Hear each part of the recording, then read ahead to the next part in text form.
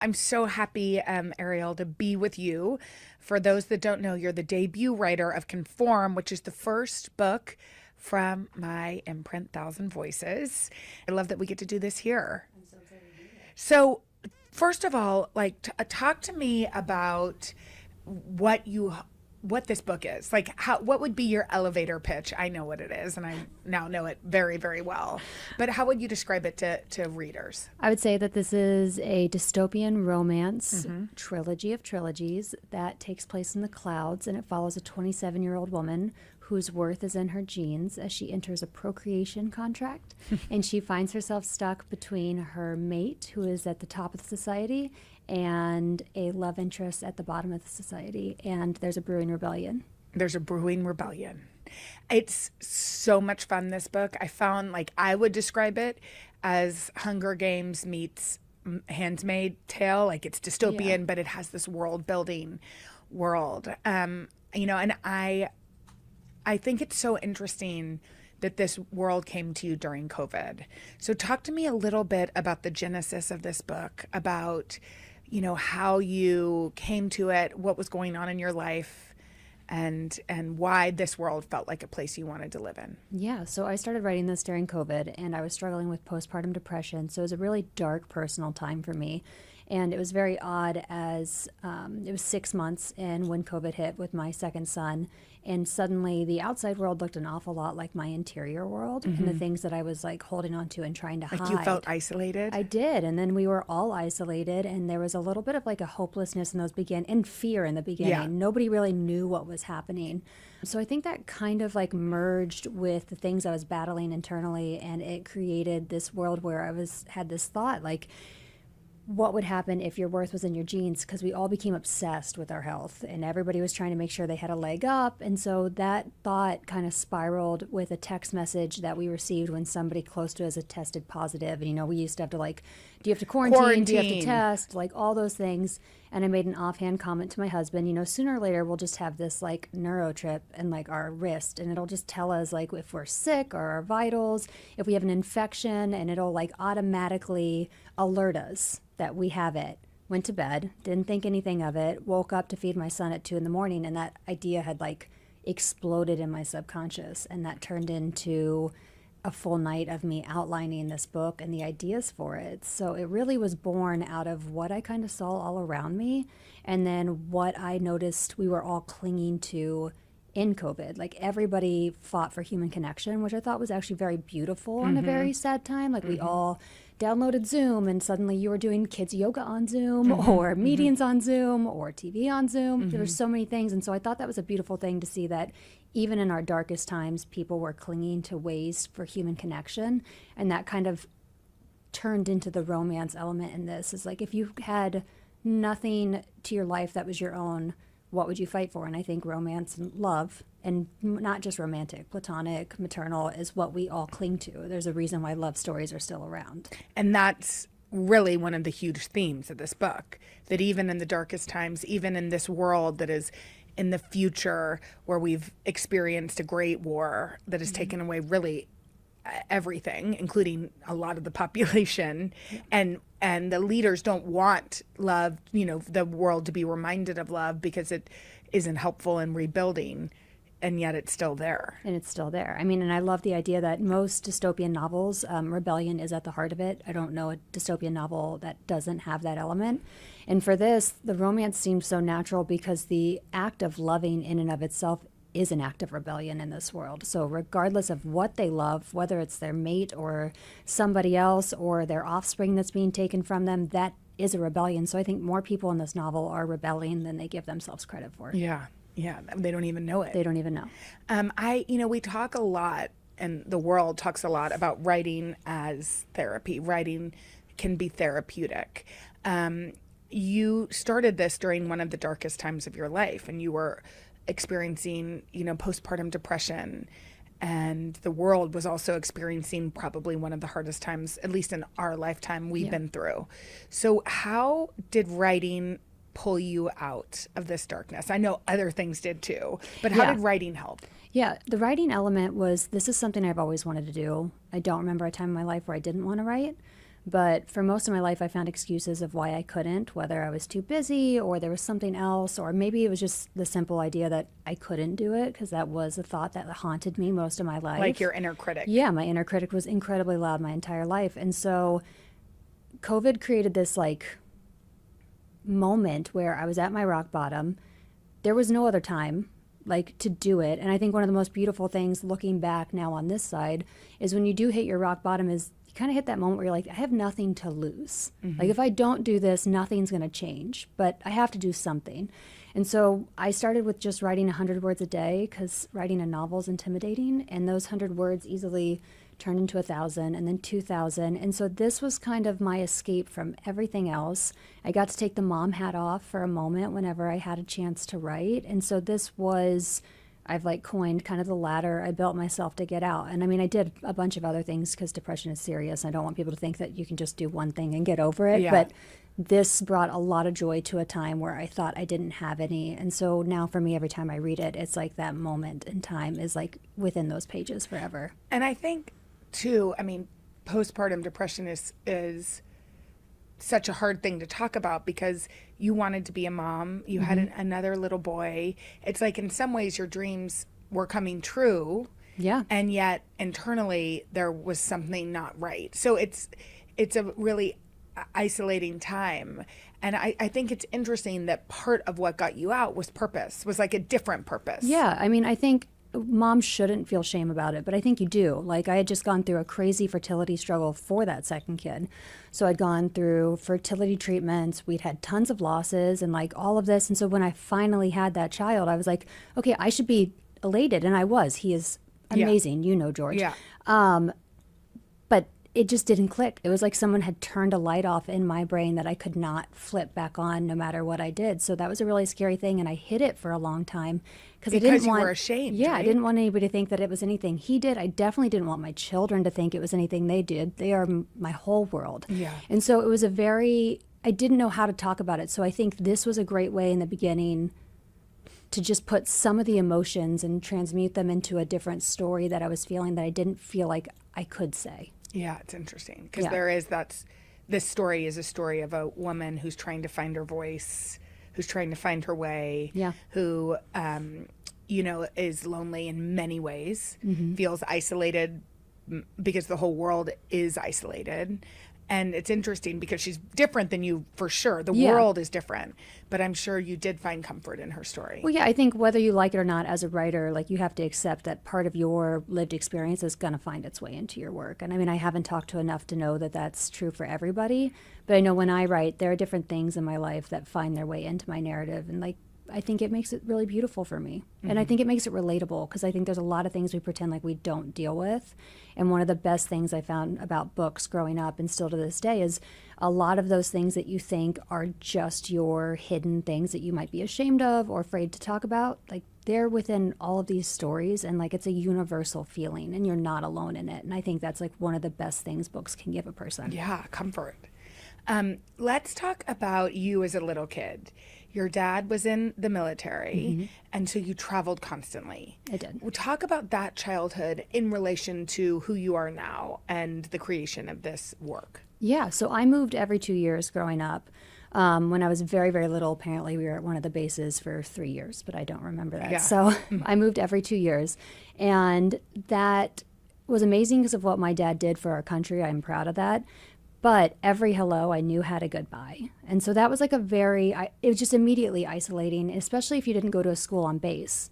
Because then you weren't surrounded by other base And kids. did you go to school on the... It depends on which base I was. Some of them were base schools, and that's a whole other thing that somebody should like psychologically analyze because like everybody's in and out. I mean, I've had new schools where I wasn't invited to the birthday party the next day because they didn't know me, and that's fine. But like you can't tell a 7-year-old that. They don't understand it. So I think most of my life I've felt like an outsider who's just simply watching other very close-knit groups.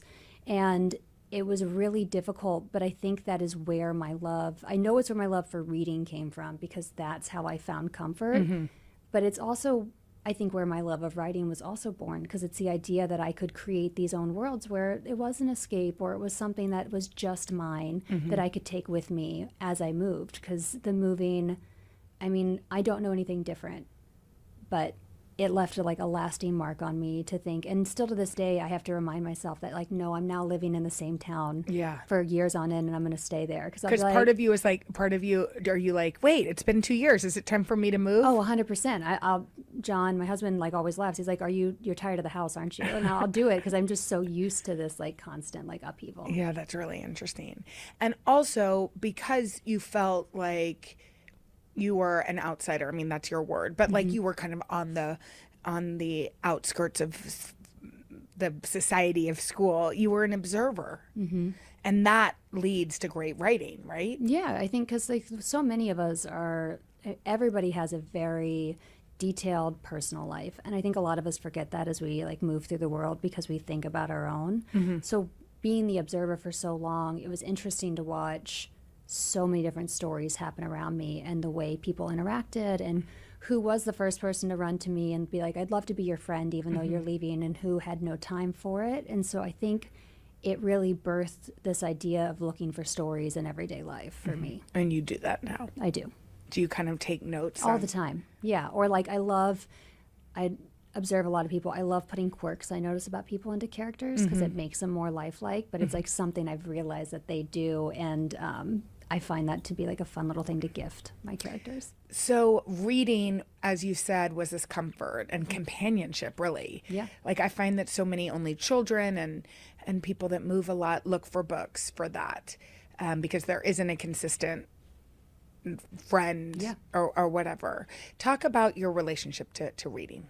Yeah, I mean, it was my first friend, and for a long time felt like my only friend. And what I loved about it is like a book, you can take it with you. So Harry Potter was very much my comfort one because it came out when I was like 9 or 10. So I'd move, and one of the first things I'd do when I'd move was to restart the series, and I'd reread it because it was like, okay, well, this is something, I know it, and like that one, you know, Harry's looking for his home in Hogwarts, and so like it was like this weird thing where I took it with me. And then I just found that in all the books I read. But it was a great way to make a very lonely situation feel like there was a comfort and like a safety, because the words didn't change. It was an escape. And then, you know, when my dad would come home and be like, you know, I'd finally make friends, I'd feel good. And it's 18 months in, they come in, they're like, hey, we're leaving again. And it was like, okay. And then I would like detach from everybody and I'd start reading again because like that was the easiest way to handle it. So it was my biggest comfort growing up, and still as an adult, one of my biggest things to do. If I'm struggling, I want to open a book. Me too. It's like the be best alone escape. with a book. It's the best thing. This dedication, I mean, I've now talked about it a lot, but I love this dedication so much, and I've spoken with others about it. I'm not sure like I've ever read a dedication that's this personal. Do you mind reading it for us and then explaining why you dedicated the book this way? Yes. Okay, so it says, to little me, who was constantly told to get her head out of the clouds, but made a world in them instead. Thank you for never giving in. This is for you. It is insanely personal, but I made a promise to myself that if I ever did it, I would thank that little girl. So it's so sweet. I know. I think a lot of us still have those inner dreams that maybe we don't talk about. And all she wanted to do was write books. And so I said, if I ever did it, that's what I would do. And so it was the scariest thing I've ever written, because obviously you give it to other people to read. And a lot of people will find it moving, but there's plenty who well, there's plenty won't. like me who makes you reread it over oh my and God, over over again. and over again, but it still makes me cry. So it's just a nod to the fact that like I'm still growing and I'm still trying and I'm still betting on myself. And those are things that little girl was too afraid to do. So then what has prevented you? I mean, you talked about that inner critic, and it's so interesting because I've asked you once and I never thought of this, but I said like, what was the hardest part of writing? Or maybe somebody else said, what was the hardest part of writing? And I was near, and you said it was really quieting your inner critic, like quieting the voice that told you couldn't, like that actually the process of writing was in you and you were obsessed. So that part was like, you could figure that part out, but it was the voice inside your head that said like, who do you think you are to do this? Yeah, it was definitely the hardest part of writing the book. I think every new first day of school was a moment for someone to accept you or not. And so I think when you do that over and over again, and kids are lovely, but then you get preteen years and we're not as lovely, and people can be quite cruel. And I think a lot of those moments of finding out only afterwards that everybody had gotten together that you thought you were close with. It's that constant tiny micro rejections that happen in your life. And I think I carried those with me far longer than I should have, as like an identity of like, well, I wasn't included, I wasn't going to be accepted, and then like, why could I do this? And so those thoughts were really, really loud for most of my life. And writing this, and then also I went to therapy over it, and like I finally like let them go. And so that's another reason why the dedication is to little me, is because like I let go all those things that were holding me back. It's so smart, because if you're the one holding yourself back, then you only have yourself to blame. Yes. Right? Yes, which is the most terrifying but powerful thing in the world, because the moment, I still remember the day that I was like, wait, I'm the problem. Yeah. And I could have like been really upset about it, but it was the most empowering thing I ever said, because finally it was like, no, like if you're the problem, you can change it. Yes. And so it was a simple like flip, and all of a sudden it was like, those aren't my thoughts, those aren't narratives that I have to hold on to my life anymore, these aren't things that I have to carry about myself. And so then it became not, I wouldn't say it's never easy to write a book, but then it became fun. And what about if you ever hear that voice? Because we all, you know, if we're honest, that voice kind of creeps in, and whatever iteration it likes to, you know? For sure. I mean, when you asked like to read this, that inner critic was like, "Broop," like it was so loud. When I asked to read your intro, you're like, is this a dumb, like, what did it say? This is terrible. Like, I was like, our kids are friends. What if she hates it? And I was like, you know, maybe. Oh, you mean when I asked to read it for the first time? And I was like, my inner voice like got crazy loud. And then I was like, what's the worst that happens? She says, it's not the book for me. Here's somebody who might be able to help you. Yeah. Your kids stay friends. So yeah, I mean, it still definitely comes, but now it's like accepting that like it doesn't have to stay. Yeah. And it doesn't have to define what I do. And it's okay to walk with that fear and not like have that fear stand in front of you. Yeah, that's so powerful. Okay, well, let's talk about when we first met then. So I had invited you over because Hal loves your son. Yep. And was like, kept asking, when can George come over? When can George come over? And I was new to the town, so I was not great about, and I work in New York, and I was not great about doing those things, and I was feeling kind of guilty that like I was, especially for our third child, you know, the older ones can demand, and he is so sweet that he just sort of went with the flow, but he kept asking. So I finally texted you, and I was like, can George come over? And you texted back, yes, he definitely can. Sorry, I'm running late. I've been writing. Yeah. And then what happened in your perspective? Yeah, you invited us over. George, being a COVID baby, was a little bit more of a kangaroo. I feel like he like lived on my body for most of it, and so he didn't want me to leave, and he was having separation anxiety. And so I told you this, and I come to find out later that your husband had just had like shoulder surgery. You were desperate to get out. Well, I for invited George. I was like, I'll invite George over, I'll get a babysitter, and then I'll go for a walk so I can just clear my head. Yeah. And then you were like, I'm gonna be staying, and I remember like taking off my shoes, like, well, looks like I'll be staying too. You know. So yeah, and you like, we started up a conversation, you asked about it, and you're the first person I told the extent of what I wanted to do, because I had queried and gotten rejected a lot. And all those queries, it was one trilogy, because being a first-time author or, you know, novelist, I didn't think anybody would take a chance when I was like, hey, not only did I write one, I want to write 9, because that's a huge undertaking, and I know it was wildly ambitious, but it's how I saw it. And then to be even more complicated, I mean, I did title it Conform, so it shouldn't be shocking that I didn't want to go the normal route. I wanted a very specific publishing order that went against what normally happened. And I had a New Year's resolution that year, because this was in January, that I was going to speak it. I was going to say what I was doing, because up until that point, I'd kept it incredibly private. And you're the first person that I was like, no, I'm writing a 9-book series. This is how it works. And I just went for it. And I think now looking back, like that was part of the magic to that moment, as I didn't hold myself back or make myself small. And you asked to read it, and I did. I panicked in that moment because, one, I didn't want to impinge on my child's friendship, because Hal and him are so close. And then also I had a moment of panic because I have a character named Hal that is not after your son, but I was like, wait, is that going to seem insane? And he also has some very spicy love stories. He does have spicy love stories. Not suitable for a 6-year-old. No, not at all. So yeah, you offered to read it, and I mean, here we are today. And then to me, it just like makes me smile, because it's like, I spoke it. I said, well, what that's I wanted. totally the power of articulating your dreams out loud. and not letting yourself hold yourself back. You know, you said what you wanted. Yeah. And we read it within like, I think it was like less than a week, don't you think? It was quick. Yeah. And I remember I had somebody in that works with us in California read it because she loves this genre. So I was like, oh, will you read this? And she read it in like 2 days. And this is, 17 iterations ago. This is way before it's been edited. And she was like, this is one of the best books in this genre I've ever read. And I remember I was like, okay, great, I'm going to read it. And I read it, and the same thing happened. I was so, your pacing is so phenomenal. Your character development is so great. I was like dying to get to the end. And I think that's a really hard thing for a debut novelist to understand is pacing, because you want people to be so obsessed they can't put it down. And that's what you've created, which is really incredible. But it is a testament to speaking out loud your dreams. There were like little serendipitous moments, including the fact that Hal is Hal. Yeah, I mean, that was a big one, actually, because when George had started back at Piff's, and they were 3 at the time, he got in the car one day and he was like, I have a new best friend and I love him. And I was like, that's great. What's your friend's name? And he was like, Hal. And I was like, okay. And I like got out the class like list. When you just named the character that. I had just named the character that, yeah. So we had watched Megamind.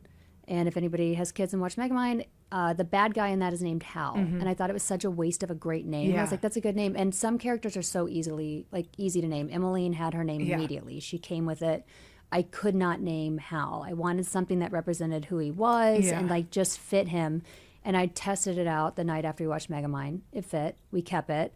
Or I kept it. I say we, like him and I had a conversation about it. We didn't. I kept it. And then like a couple days later, he had mentioned that Hal was his new best friend. And I looked at the class roster. There were no Hals on the list because that's not Hal's His first real name. Yeah. And I was like, I don't know what he's talking about. He's Henry, but goes by Hal. Yeah. So. And so I didn't know exactly what he was talking about. I was like, I'll figure it out sooner or later. But for me, it was like a little moment where I felt the universe was aligning, that like something was like that was the right name. I was on the right path. I was doing the right thing. And it's fun to see that, it was 18 months later or so after that this all came to be. So now then I really smiled. I was like, wait, like it really was that like moment where something was connecting a path for me that I just didn't see at the time. And I think people think like, oh, writing a book, it's easy, or, not that it's easy, but that it's a sort of straight shot, and it can be very difficult. Yeah. And I think when you even said like you needed that God moment, because you faced many a rejection. I did. And I think like it's interesting because I'd never really thought about this, but your critic was already saying to you like, you had little rejections as a child. Yeah. That made you feel like you weren't enough, and then you were getting these inquiries back. So talk about that time and sort of like the resilience it took to push through. Yeah. I mean, I didn't even get a single can we see the full manuscript request. Like on the 50, every agent like asked for something different. Some asked for the first chapter, some asked for the first 50 pages. I queried over 12 people. Not a single one asked for the whole manuscript. And like that was a blow. I think the first time I sent out my first set, I did it too soon. I was so enthusiastic that I had just finished a novel. Because like you said, it's not easy. And I was like, I had done it. I did it. I didn't edit it. And the beginning, I changed the verb tense, but didn't change it fully in the first chapter. So there's that fun thing to look back on. And I just sent it out. So, I mean, it wasn't ready to be published. But at the time, that was hard because it did. It like, I had that moment where I was like, what are you doing? Yeah. Like, and I had spent so many hours of your life that you don't get back. And I loved writing it, and I gained so much for myself. And I kept being like, even if nothing comes of this, you did it. You've proven you can do it, and you can do it again. The right thing is going to come. I still thought it was this story. Yeah. I was very into this story. And so after that first round, I rewrote the whole first book. I rewrote this by myself. I had a friend who offered to read along, which was really nice to have a sounding board. And then I sent it out again, and then I started writing the second book. And it was in that moment when I sat down where I was like, should I edit it again? And I was like, you know what? No. The next book, I need to get this out.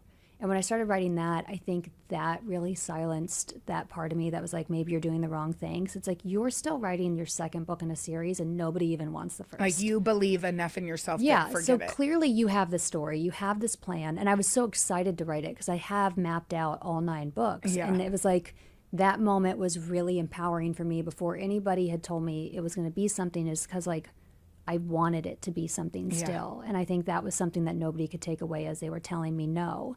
So yeah, I mean, it was hard.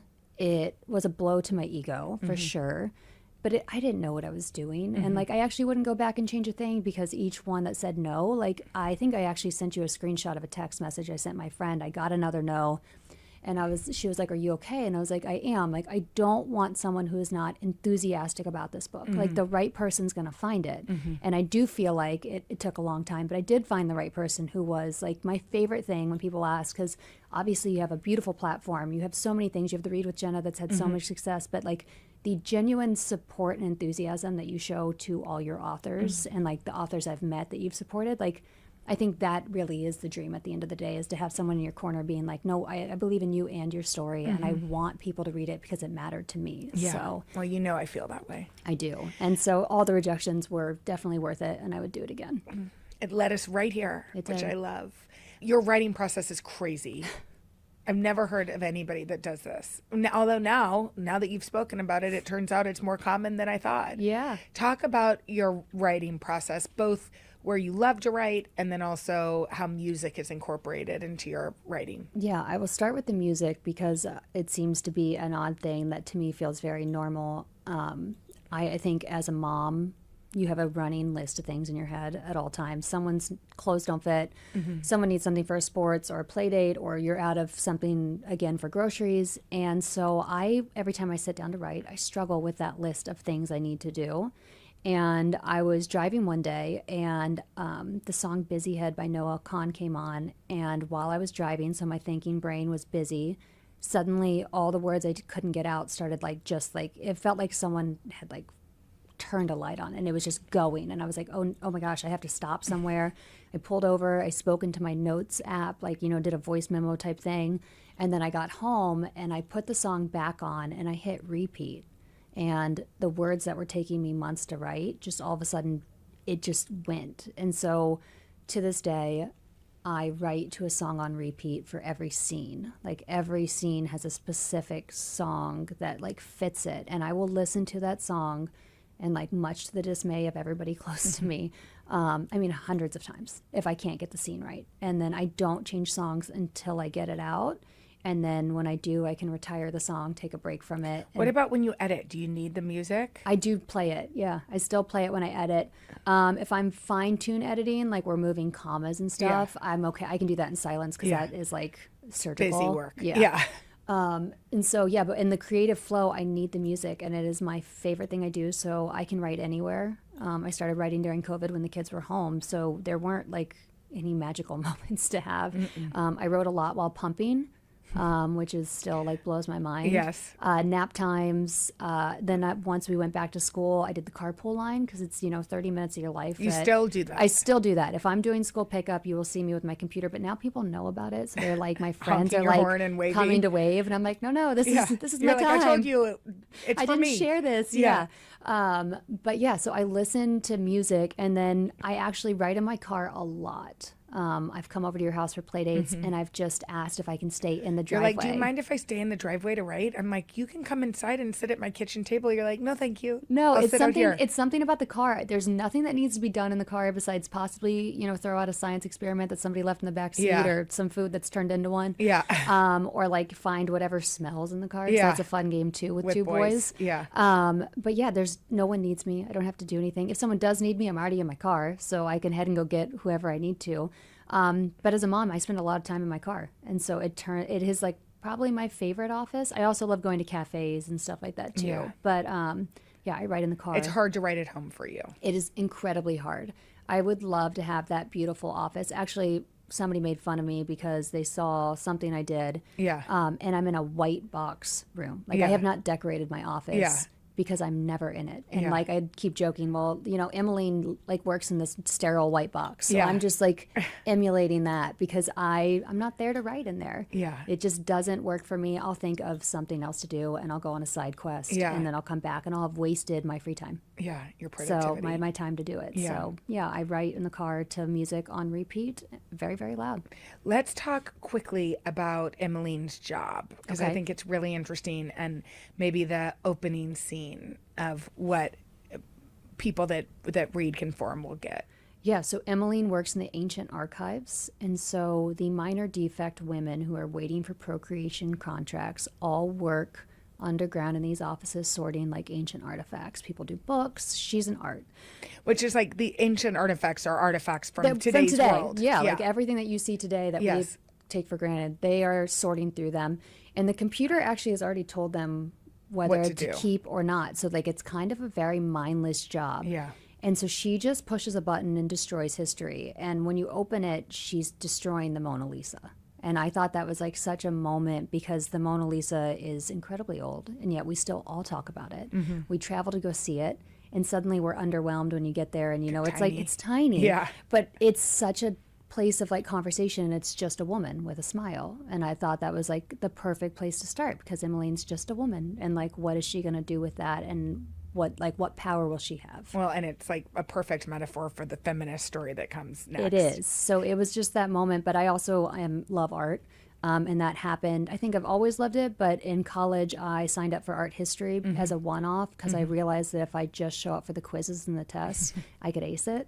And I did that and then came in one day when we were supposed to be having a quiz and we didn't. We had a class and I then went to class because I fell in wanted love with to. it. Yeah. And I loved learning about it. And I think one of the most powerful things we do as humans is take something that hurt you or something you've struggled with and we transmute it into art, whether that's a song or a painting or a book, whatever your, you know, medium is. But I find that to be one of the most beautiful human things that we do. And so I really wanted to tie the art in.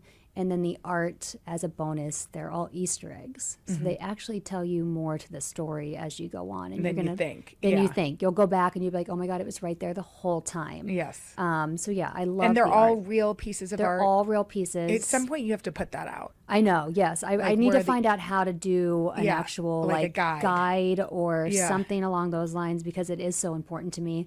And one of my favorite messages I get is, hey, I had to Google all the art and I appreciated that. Yeah. And it's like, oh, so you actually went in and looked at it because it does tell a different story. Yeah. And so it's something I love and I will have to find out how to do like Emmeline's Guide to Art. But or I also something. love you. Let's definitely do that. You also why I loved this part of the story is that this is a world where love and art, music, books, all the things that are inspiring and inspire this sort of like human nature, are anything that inspires. Like, you know, some of the paintings that are allowed to be kept are the ones that don't have remnants of love in them, that don't Yeah. have remnants of longing or of, you know, all the things that sort of we can take for granted. And I just loved that part. I thought that was so fascinating, and what an interesting way to kind of think about the things that in our world now we can like look past. Yeah, you know? that you don't really, you get to see it all the time. But Yeah. like, what would you do if they took that away? Yeah.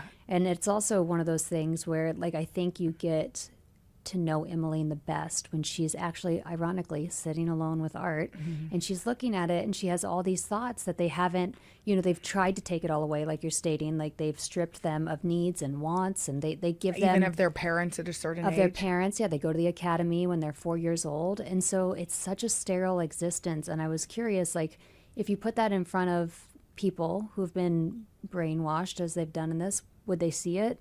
And like, what would happen if they did? And that's like one of the biggest thoughts that started like her entire existence in this book is what would you do if you actually realize that there's something that might be missing from the world, even if everybody's healthy and everybody's perfect and everything's shiny and glimmery. Like, is it worth it if you don't have those human elements that are often difficult to carry? Yeah. Okay, we have to talk about a love triangle because Yeah. turns out I love a love triangle. I think I always have. Why was this important to you to create this love triangle? And also one with like both of the men are great and they're both bad at times. Do you know what Yeah. I mean? It's not like a clear a clear, like, this is the great guy, this is the bad guy. Yeah, I think it was important because most dystopian novels, like, you deal with the duality of the world. That's kind of a big part of it. And I wanted to represent that in the context of love, because that is something that's not allowed on either side. And then as far as like the two guys, everybody, everybody talks about a morally gray character. We all love them. And I think we love them because you can see yourself in them. And so I didn't want this to be one where somebody was like, no, for sure it's, Hal. It couldn't ever be Colin, or it's definitely Colin. I wanted it to I wanted you to be confused like her and realize that both could be good options. It's just what do they bring out in her? And so I like that. I actually was never a big triangle person. So that wasn't what I thought I was going to do with this. And then I joke that I'm a mapper when it comes to writing books. I know the ending, I know all the big main stops, and then I like to give myself freedom in between those, because that's I feel like the best creativity. And I think that's where my pacing comes from too, because it's not structured. Because you're like, wait, hold on, I need to change this. Because I think if I wrote out my chapters, each one, it would be hard, because it would feel like, okay, so they go to bed and they wake up, and I'll be writing and I'm like, oh, that's the end of the chapter, I know it. Yeah. And I'll go to the next. But yeah, so this love triangle, I wouldn't say it snuck up on me, but it ended up playing a huge role in the novel that I didn't anticipate it playing, but I love it now because it just shows, one, it's fun, right? Yeah. I we think need fun and escape. I needed fun in this book. We all need fun in the world today. And I thought it was cool. She has this, for someone who has no power, she oddly has an awful lot of power in weird ways. Both of these men, one's of the highest level and the other is from the lowest level. And I think that's a fun little pendulum that she swings on. And you don't know where you want to land. I think at both times, even still while writing, obviously I know the ending, but I root for both all the time. I don't ever want it to be where you're like, oh, thank God. Yeah, she chose that person. Yeah, and I think those are the best things, because a lot of decisions in life, you have that moment where you look back and you're like, I could have gone the other way. Yeah. And you don't. And that's what it is. But I think that's a real human element. So I wanted to bring that in. I did not want it to be fairy tale in that sense. And I love the nuance in this in many ways. The fact that there is this gray area. And I know that was intentional too. That was a huge part. Yeah. COVID was very isolating. And then I thought there was a huge divide that took place. Everybody was very torn on what was right or wrong. Still now. Still, I think sadly, I feel like it's gotten worse. And watching this and, seeing it on all of our algorithms on our phones, I was like, what are we missing in the gray, and why aren't we having those conversations? Why are we so afraid to sit next to somebody who we don't agree with and talk about it? And I thought there's a lot of beauty to the people brave enough to do that. And that inspired the entire minor defect community within this book. And they're the people in the gray. They're stuck between the people who live in the clouds and look like they have everything you could ever want, and the people who live underground who you never really see, and they have their own type of freedom, and they're just stuck there in the middle. And I think that it would take somebody in the middle to bridge that gap. So that was part of Emmeline's inspiration. I love that. Well, Conform is out, which is so fun. I know you're going to get to hear from readers, which is a beautiful part of an isolating job. So I can't wait to hear what they have to say to you. But what's even crazier is that, as we talked about your sort of unconventional publishing plan, the prequel to Conform, Beneath, comes out in 6 months. Comes out in 6 months, in March. Comes out in March. Yeah. So and then 6 months later. 6 months later, we are having the follow-up to Conform come out as well. So there's going to be a lot of me out there. But I'm super excited, especially to tell the story in this order.